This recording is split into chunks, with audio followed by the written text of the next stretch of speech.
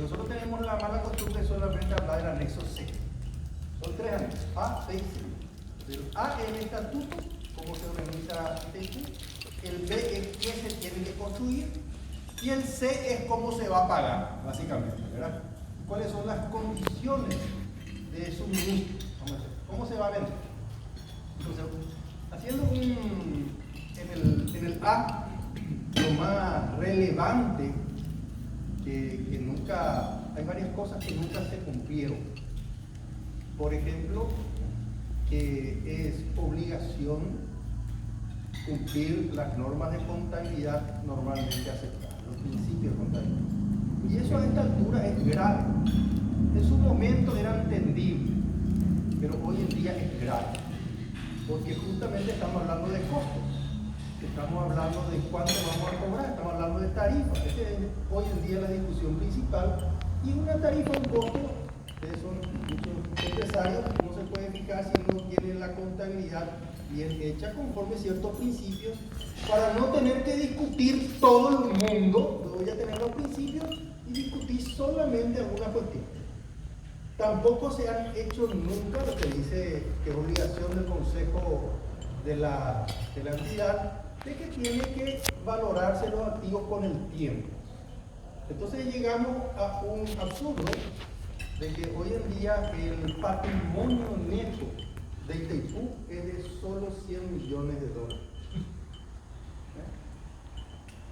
Donde el activo de Itaipú en algún momento dado fue de 22.000 millones y cada vez menos.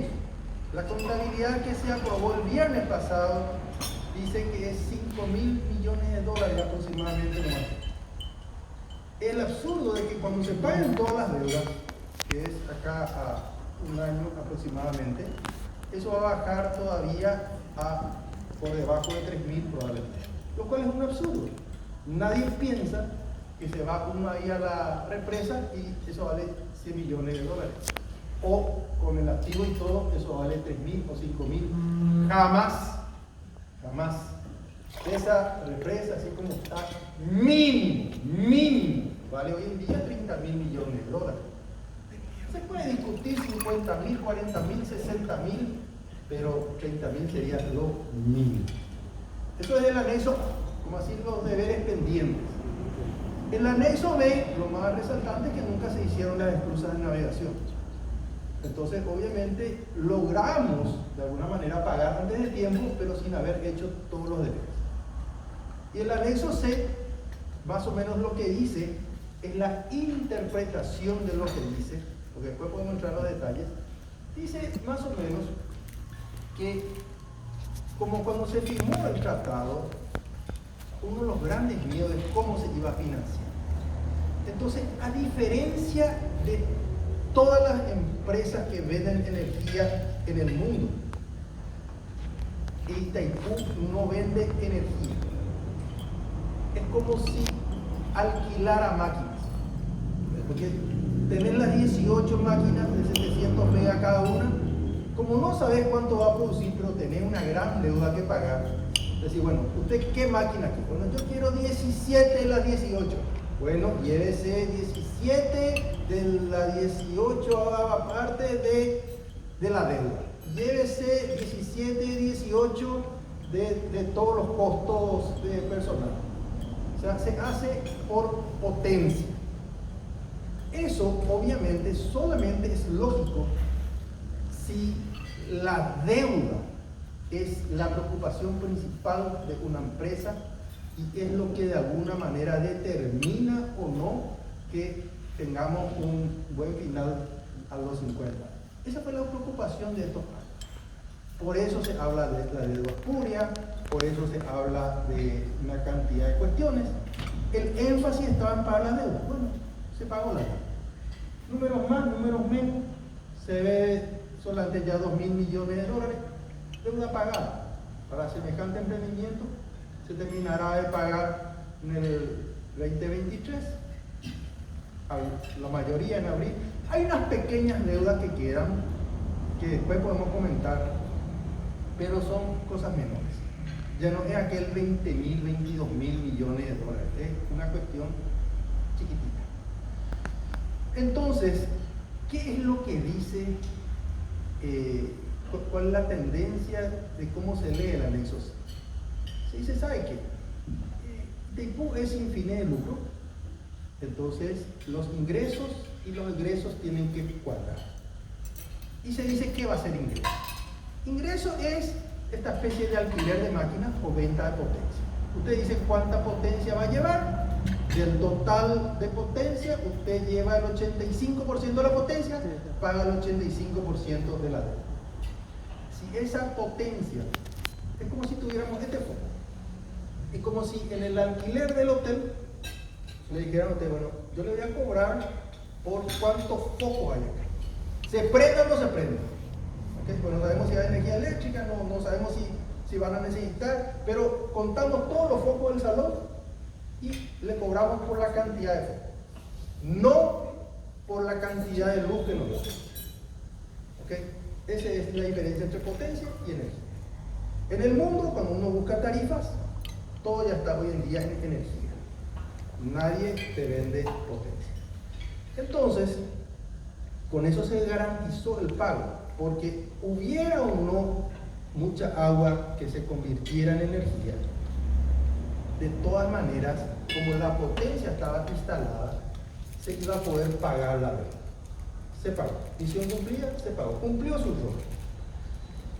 El año pasado, el Brasil dio un paso un poco fuerte y el director general brasilero anunció que como iba a bajar ya, y de hecho ellos bajaron unilateralmente la tarifa este año, como iba a bajar ya la tarifa, ya no era necesaria una revisión del anexo C. Nada más absurdo, porque, bueno, depende cómo uno lo mire. Desde el punto de vista de un emprendimiento de la envergadura de Itaipú, cuando se terminan de pagar las deudas, por la forma de costeo que tuvo de tarifa, es indispensable cambiar el anexo C. Y no porque lleguen los 50 años. Realmente el detonante en el tratado, en el anexo C, es el pago de la deuda. Porque cuando se termina de pagar la deuda, se terminó la necesidad de contratar por potencia. Eso es lo lógico. Ahora deberíamos empezar a vender energía y ya no potencia. Igual que el resto de todas las represas del mundo. Entonces, de alguna manera, algunos brasileros se agarraron de la letra textual diciendo, se revisará después de cumplidos los 50 años en base a qué tanto ya se pagó la deuda. Eso es más o menos lo que dice el anexo C. Pero en realidad no se pagó antes de tiempo la deuda porque no se hicieron las obras de navegación que es el anexo B. Y el anexo A no se cumple y eso no nos da entonces las herramientas de cálculo suficientes y necesarias como para decir, disculpe, a partir de ahora esta debería de ser la forma de pago. Entonces, eso lleva a una interpretación más o menos así. Itaipú todos los años ha venido pagando, ingresando y pagando más o menos 3.000 millones de dólares. De ese 3.000 millones de dólares, 2.000 ha sido el servicio de la deuda. El capital que se va amortizando más el interés. 2.000 millones al año más o menos. 2.100, 2.080, 2.000. Para efectos prácticos, el total que se junta es 3.000 y de todo lo que se paga, 2.000 era deuda, salario será 300, o royalty será 300 o 500 y se va completando hasta los costos sociales, serán los 300 y se completan los 300. Muy bien, entonces el razonamiento es el siguiente: como ya no necesitamos plata para pagar la deuda, entonces la tarifa tiene que bajar sí o sí. Esa es la tesis brasileña. Hay que tener en cuenta que es una tesis que en principio ha sido bastante bien razonada, porque el empresario de São Paulo lo ve de esa manera. Lo mira de los 50, 40 años, por decir así, estuve pagando la deuda, estoy cancelando toda la deuda, porque de la tarifa que yo pago es lo que se pagó la deuda en su gran mayoría, y ahora se pagó toda la deuda, quiero que baje. Pero cuando ustedes compran una Coca-Cola, una Pepsi o cualquiera de los bienes que tenemos acá sobre la mesa, nadie sabe si la empresa que nos vende está con deuda o sin deuda. Uno va a los costos y va al mercado. Ese es el precio justo. El precio justo no es, ¿acaso en Coca-Cola cuando se terminó de endeudar te baja el precio de la Coca-Cola? No existe eso. Eso es algo interno. Es más, si alguno de ustedes es contable, sabe que la amortización de un préstamo no es luego un costo. Que sea parte de la tarifa, por una cuestión de que se necesitaba ese dinero, es otro tema. Otro problema ahí es, y aquí en adelante, sucede que bajo esa tesis va a ocurrir lo siguiente. El Brasil, como hoy en día contrata el 85% de la potencia de todos los focos que hay acá, el 85% de todo Itaipú alquila, por decir así, el 85%. Si baja la tarifa, se queda con el 85% de los beneficios. Y este no es un emprendimiento paritario. Esto tiene que ser mitad y mitad. Si nosotros hemos terminado de pagar el beneficio de ese 2.000 millones, tendría que ser 50 y 50. Y no que el comprador, bajando el precio de compra para Brasil, artificialmente por debajo de cualquier precio de mercado, entonces obtenga un 85% de los beneficios en vez que el Paraguay lleve el 50%. Ese es el efecto grave y eso no está en el tratado. Eso no dice en ningún lado. Es una cuestión de quién tiene mejor convicción y mejor forma de hacer entender al otro cuál es su posición. Y un poco lo que yo critico de este proceso. Del lado paraguayo, un tanto la inacción. Quedaron en discutir el anexo C. Si el anexo A no se está cumpliendo. Y por culpa de eso no tengo los costos de depreciación metidos. Si el anexo B no se está cumpliendo y no se hace lo que estaba convenido y que tenía que haberse pagado, entonces una excusa de navegación sale $2.000, $2.000 millones de dólares. Bueno, hagamos una previsión, esto era lo pactado, entonces pone eso dentro del costo, dentro de la tarifa, porque era tu obligación, ya que vamos a ver.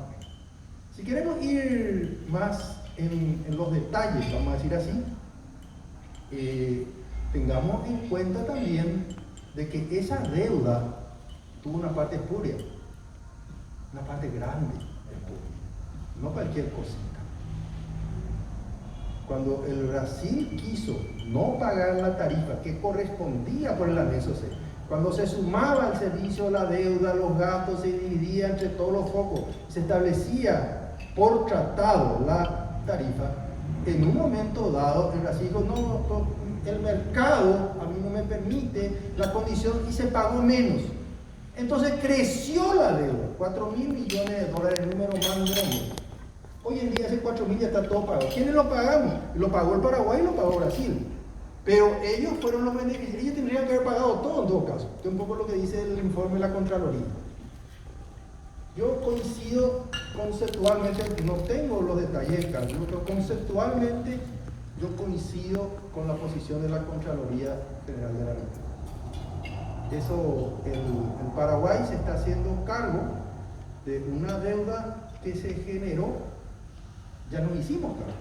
La tarifa que nosotros pagamos nuestra luz, ya está metido el costo que se paga de ANDA y Itaipú, y ahí ya está metido el hecho de que tenía que haberse pagado, en todo caso, antes la deuda, o la deuda no tendría que llegar a 22, tendría que haber sido 18, 16 o algún número menos, y por tanto, hace rato, nosotros en vez de pagar 450 guaraníes por kilovatio hora, tendríamos que haber estado pagando 400, 300, por lo que venga al cálculo. Hace rato estamos pagando la deuda pública. El hecho que alguien diga, no, pues ya se pagó todo, no hay nada más que discutir, lo pagamos. pagamos. ¿Ok? Inclusive, muchas veces compramos en Yacyretá porque es más barato que comprar en Itaipú. Y es todo nuestro derecho, como paraguayos. Pero porque la Yacyretá está con la carga de la historia de esa deuda. Entonces, el anexo A no se cumple, no tenemos las depreciaciones. ¿Eso qué ocasiona? Ocasiona que cuando se desgasten todas las máquinas de Itaipú, ¿quién va a pagar el desgaste? Si este salón se construye, o este edificio se construye, y se piensa amortizar en 20 años, dice, bueno, cuesta 10 millones de dólares, 20 años, $500.000 por año voy a tirar al alquiler de la habitación. Así funciona la depreciación. En Itaipú nunca se depreció. El efecto que eso causa es que nosotros que estamos acá, la mayoría, salvo algunas jovencitas, jovencitos que andan por ahí, ¿qué va a suceder? Nosotros, de cierta edad, paraguayos y brasileños, usamos Itaipú y nos generamos un fondo de depreciación. Estuvimos desgastando esas turbinas y nos creamos el fondo para arreglar lo que nosotros compusimos. Se lo vamos a pasar acá a la señorita y a todos los jóvenes presentes para que cuando se vayan descomponiendo paguen ellos. No está bien. Es el efecto del anexo B. El efecto del anexo B, del no cumplimiento, es no tenemos la navegación que estaba pensado en el tratado. A diferencia de Yacyretá, que sí tiene exclusa navegación. Entonces vos te vas contra un murallón y Itaipú no puedes pasar. Es el efecto. Entonces, ¿por qué llegamos a estas discrepancias?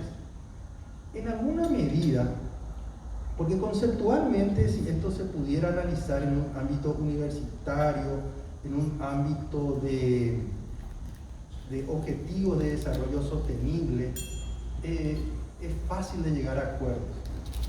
El problema es que esto se mete con la política, en particular con la política electoral. Cuando el señor Jair Bolsonaro llega al poder, él promete que van a bajar las tarifas de electricidad. Promete.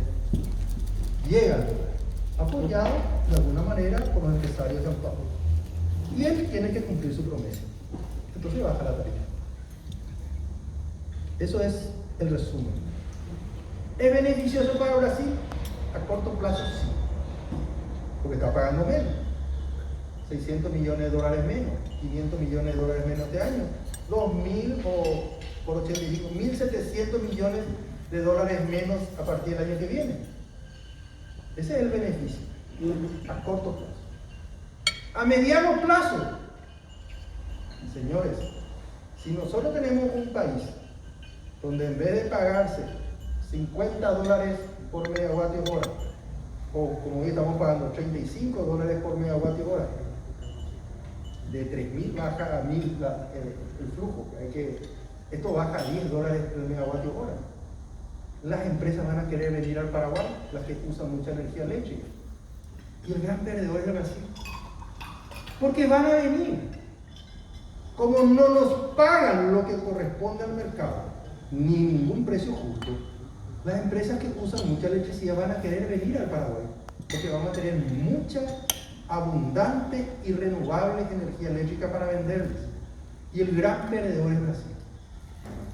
Porque megavatio hora que nosotros nos comprometemos a vender dentro del país es megavatio hora que nunca más se va a ir a Brasil.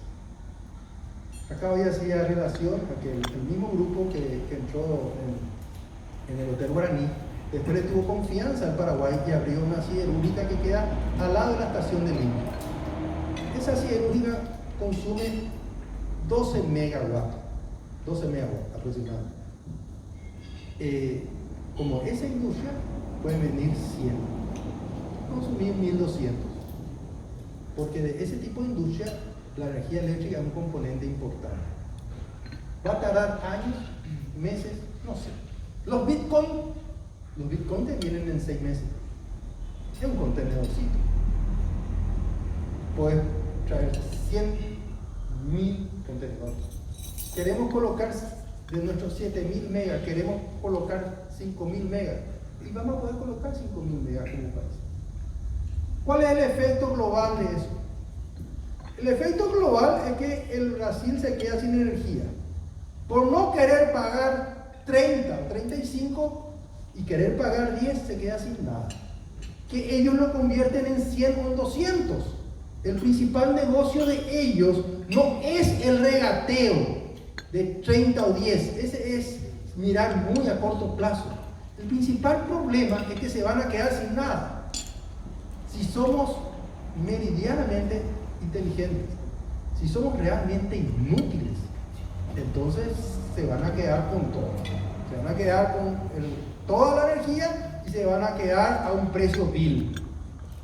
Pero es realmente bastante difícil de pensar que eso, aunque seamos tontos, que es una hipótesis, o inútiles, va a haber alguien inteligente en el mundo que va a decir, bueno, ¿por qué no me voy a este país?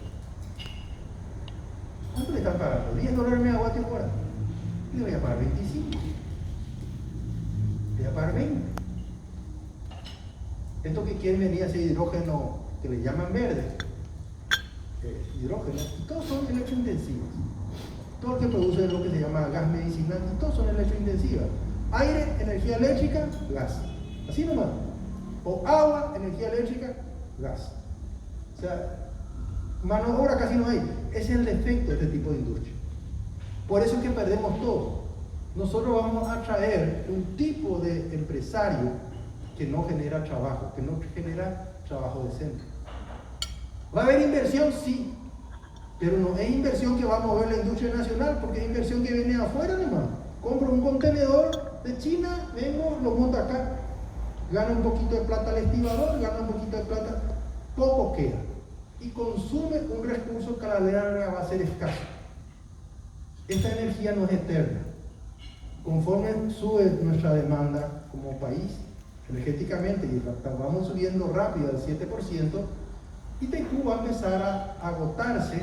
Primero va a agotarse en enero, porque si ustedes ven el consumo de la ANDE, nuestro país consume el doble de energía en enero que en junio o julio, más del doble.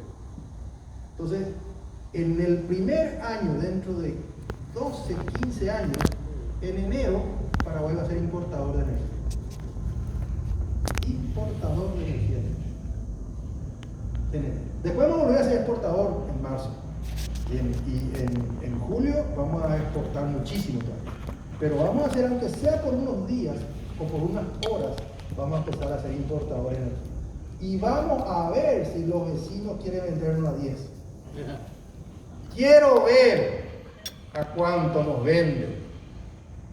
Por eso, una de las propuestas que yo en un momento dado dije es, olvidémonos la tarifa. ¿Cuánto es lo que querés pagar? ¿Cuánto? ¿Querés pagar 20, 10? Tal. Pero el día de mañana al mismo precio tengo derecho a comprarte. Para no discutir. Si el tema es discutir precio, digamos cuál es el precio. $20, $10, 15, no importa ya el precio. Pero si voy a llevar 1000, el día de mañana yo tengo derecho a traer 1000. Y por el mismo precio que vos llevaste 1000. No es justo eso. Porque a nosotros se nos va a agotar. Si pensamos en la siguiente generación de paraguayos, nosotros fuimos una generación con una bendición de bono demográfico, bono energético y encima un bono impositivo, porque no pagamos impuestos ni seguridad social, muy poco. Entonces, no aprovechamos eso y le tiramos el fardo a la siguiente generación. La siguiente generación ya no va a tener bono demográfico, ya no va a tener la energía y va a tener que pagar mayores impuestos. Esa es la herencia que le vamos a dejar. Entonces nosotros tenemos que prever que la siguiente generación tenga condiciones de competitividad parecidas o mejores a las nuestras. Entonces, ahí es donde este esquema tiene que tener una solución más inteligente y más de largo plazo. ¿Otra solución cuál es? Es una solución dura. Si todo falla, si no hay negociación, si por la dureza del entendimiento de un líder o de varios líderes, por un interés electoral, no puede haber entendimiento, Y hay una ventaja. Yo hoy en día diría, Brasil, tenés razón, que baje la tarifa a la tercera parte, ya que baja de 3.000 a 1.000, pues bien, ¿para qué me discutimos? ¿Vos querés que baje a la tercera? Baja a la tercera parte.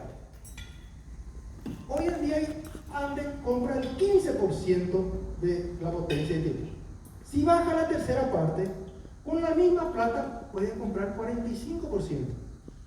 Que compre. Porque la soberanía se ejerce, no se habla, no sirve de nada hablar de soberanía sino ejercer tu soberanía. Si vos vas a ejercer la soberanía en el discurso, en el papel o para ganar elecciones, no sirve de nada, tenés que ejercer. Y es tuyo, no solamente porque dice el tratado, sino porque a lo mejor además sacaste la plata y compraste. Y le da el gusto a él. Bajó, muy bien, compro todo. Compro mi mitad. ¿Y qué va a hacer? Ese ya es mi problema. Vos no querés a precio justo mi energía. ¿No querés? Dejadme. Voy a dejar correr el agua del río Paraná, que veas un hermoso salto de esquí ahí y veas toda la energía que nos llevaste. En algún momento dado, algo parecido, los hermanos argentinos lo sufrieron con Uruguay. No se pusieron de acuerdo en tarifas. Y Uruguay quiso correr el agua. Eso es ejercer la soberanía. No me querés pagar lo que corresponde. Es mío. Pago mi mitad. Es mío, fuera toda duda. Como haría cualquier empresario. ¿Acaso no hay gente que prefiere romper los tomates, romper los huevos, tirar el café al mar cuando no le van a pagar un precio digno por su mercadería? Es lo último que haces. Pero cuando hay intransigencia, es lo único que te queda. Y es para que se vea el problema y llamar la atención. En un mundo, atiendan cómo vamos a quedar como Cono Sur. En un mundo que se pelea contra el cambio climático y no hacer emisiones de CO2, nosotros vamos a tirar energía hidroeléctrica renovable. Por la incompetencia de dos gobiernos en llegar a un acuerdo. Lo digo con toda la verdad. Por la incompetencia de dos gobiernos en llegar a un acuerdo que tendría que haber sido bueno para sus pueblos y eligen el beneficio electoral. A mi criterio. Un beneficio muy de corto plazo. Entonces, esta intransigencia tiene un momento, un desenlace, y tenemos que prepararnos. La ANDE está haciendo parte del trabajo. Entonces, este era, como se dice, la opción B. A inicio del gobierno de Mario Abdo, hicimos algunos cálculos. La opción B. No podemos descartar la intransigencia. Entonces, ¿qué se hace? Se hace en la línea de 500 kV, una doble eterna que está llegando al Iguazú. La estación está casi terminada, la Iguazú. La salida de Itaipú todavía falta. Esto va a estar listo para inicios del año que viene. Tenés que tener posibilidad física de traer el producto. Uno puede comprar un producto y no tener los camiones. Entonces, vamos a tener los camiones en principio del año que viene. Después tenés que tener la capacidad financiera. Entonces hay que tener cuidado cuando alguien quiere regalar el precio de la energía eléctrica porque ya se pagó toda la deuda. Es lindo, pero nos resta soberanía. Si la ANDE pierde capacidad financiera, la ANDE no va a poder pagar y no va a poder ejercer la soberanía. ¿Okay? Y probablemente si ejercemos la soberanía vamos a conseguir un precio justo. Porque esto va a ser un escándalo mundial. Un país que desprecia 35.000 gigavatios horas de energía por no pagar el precio justo, mientras quema petróleo para sustituir o quema gas boliviano para sustituirlo, es un escándalo mundial. ¿Ok? Y llamamos la atención de todo el que quiera venir a consumir en el Paraguay. Y todos van a querer venir por un precio mayor a $10 por megavatio hora, 8,4 como que sale el cálculo de en este momento estamos. Por eso yo les agradezco el momento, porque vamos a tener que, probablemente para que entremos en razón, vamos a tener que ejercer la soberanía. Tener las líneas y tener el mercado. Tener el cliente y tener la plata. Tener que tener la plata, tener que tener los clientes, formar de poco los clientes y tener que tener la capacidad física de hacerlo. Si nos dan lugar, también tenemos que desarrollar la capacidad de entender el mercado internacional y de poder vender en su mercado. Pero para eso necesita permiso. Eso ya no es un acto soberano. Eso ya es un tema de soberanía del dueño del mercado. Nosotros de este lado, lo que podemos hacer sin pedirle permiso a nadie es eso que le estoy diciendo.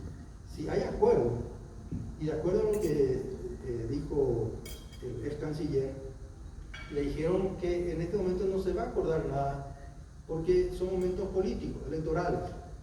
Entonces, la tarifa 2022 no se va a fijar, porque el momento electoral en Brasil es octubre. Y en octubre ya terminó el año. ¿Qué empresa, después de haber vendido todo, a un precio de 18 o al precio que está vendiendo Brasil, se va a dar la vuelta a fin de año y le va a decir a todo lo que ya vendió y ya llevaron la energía, saben que el precio realmente era 22.6? Es un tanto difícil, ¿verdad? No digo que sea muy imposible, pero es difícil. Es difícil ocurrir eso. Es más, llegado el momento, hasta ya es conveniente, como dije, bajamos allá todo. Y ahí hay que cuidarnos de los nuevos buitres. En cada solución que se encuentra en Itaipú, aparecen los buitres. Cuando vos ves que hay un beneficio posible de $2.000 millones año, por 15 años, para poner un número, puede ser 10, estamos hablando de 20.000, 30.000 millones de dólares. Hay gente que los ojos se le ponen vidriosos de la codicia, de todo lo que pueden hacer con esa plata. Y eso les nubla toda su mente, guardan su patriotismo, se olvidan de todos sus principios y son capaces de cualquier cosa. Y eso hay de este lado y hay del otro lado. De los dos.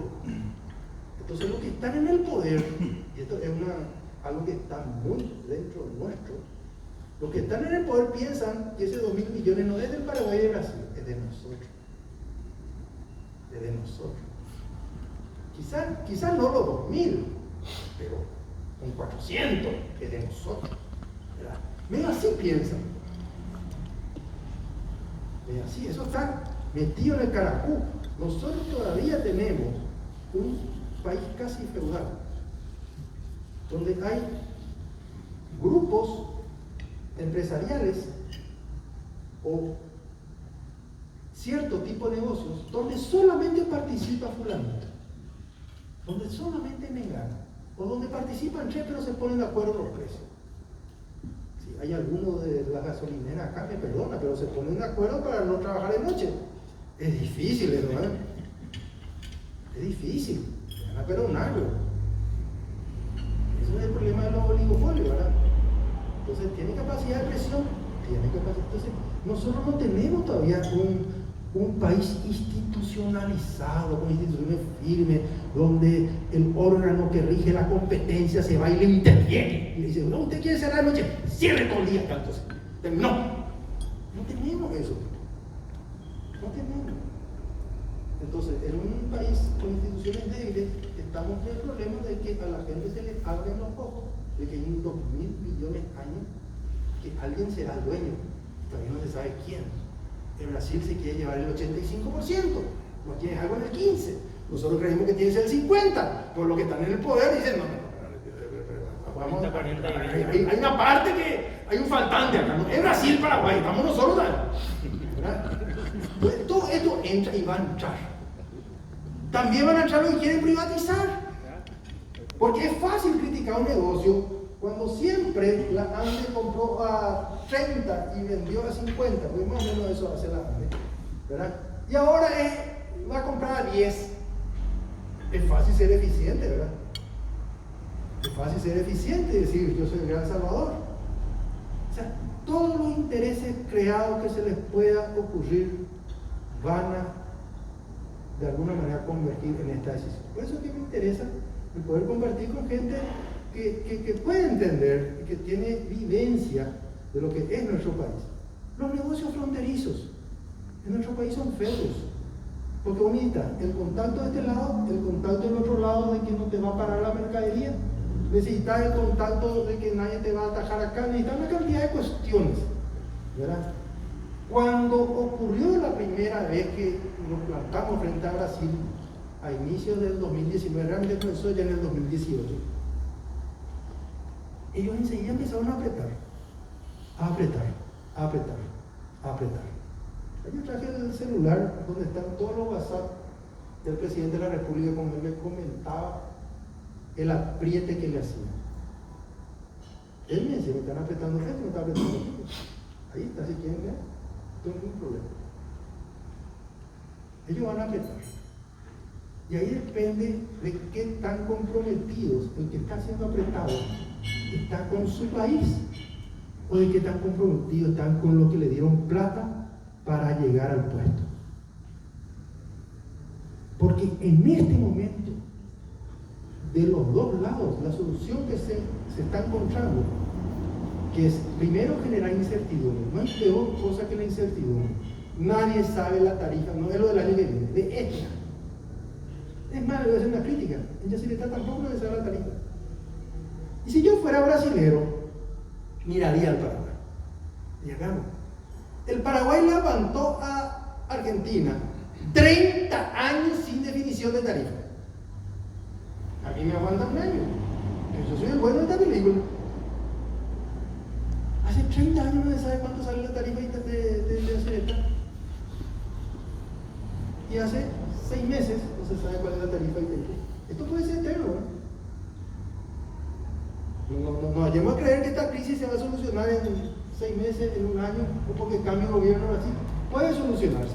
Por suerte tenemos una tradición de solucionar, pero tenemos el mal ejemplo del otro lado, 30 años sin solución. O sea, no descartemos que eso puede ser eterno. Por eso que yo digo, tenemos que guardar la carta de comprar todo. Porque cuando vos compras todo, nadie ya te puede discutir, es tuyo. No solamente porque en el tratado dice que es tuyo, dice claramente, mitad y mitad, claramente, pero no compras. Entonces lleva otra vez el que compra. Bueno, esto es un poco un detonador de la conversación, digo yo. No sé si esto fue una conferencia, una conversación. A mí me gusta más que sea una conversación. Hay gente que quiere profundizar Itaipú.